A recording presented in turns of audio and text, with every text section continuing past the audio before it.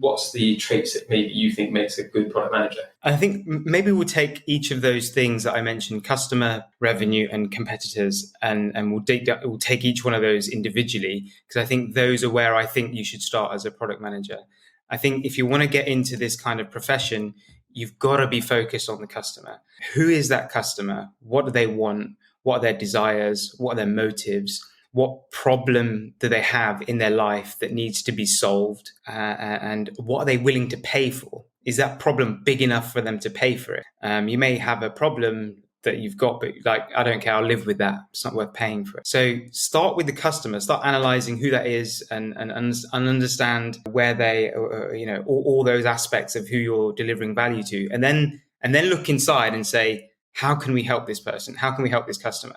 Whether it's B2B, it might be another organization that you're trying to help. So it might be a buyer at an organization and his team, or it might be an individual if you're B2C, right? So that individual person. So really start building a picture and say, how do I really help this customer achieve and solve their problems?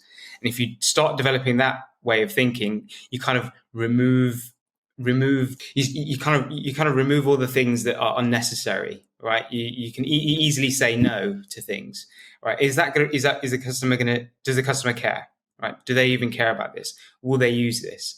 Will that really solve their problem? Why don't I show them what I'm doing? Why don't I show them what I'm thinking of delivering? Do they like it? Do they think it's going to solve their problem? It's a really easy way to say no, because your mind can wander in loads of different directions, right?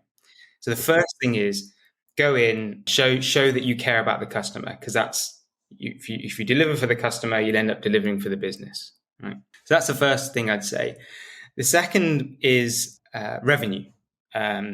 So one thing that product professionals often mistake their role for is, I've got to design a feature and deliver it for the customer.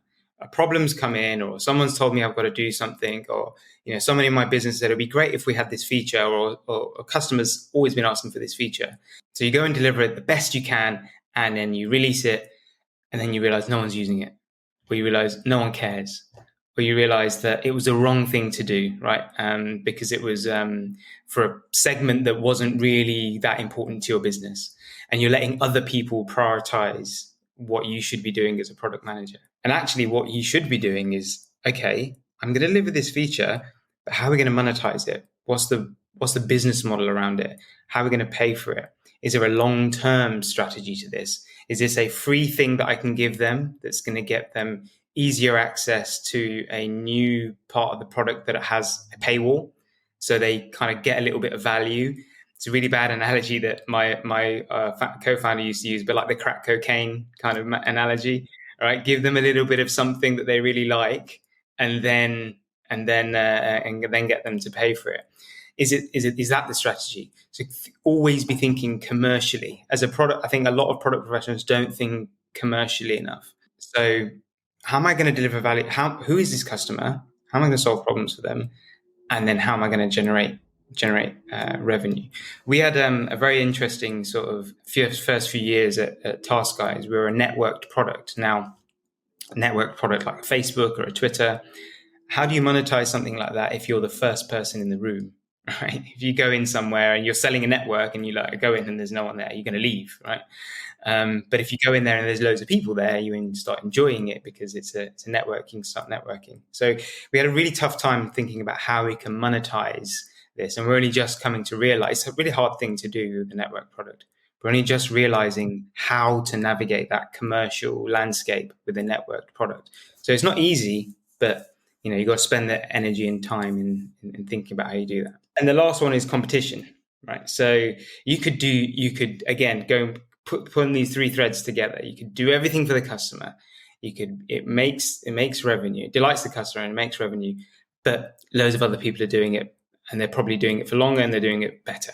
So you have to have a little bit of eye on the competition. And it may be that you do the same thing for a different market. Maybe you do the same thing but cheaper, or you do the same thing but better. So you always got to keep an eye out on the product. And if you take all those three things and you apply that to your business, whether it be you as a consultant in your area of work, whether you're in tech, or whether you're in any kind of finance, whatever it is. If you take that approach, you start really becoming really valuable to the business, because that's what all businesses care about. Ultimately those three things. Thank you for watching. Don't forget to subscribe. See you next time.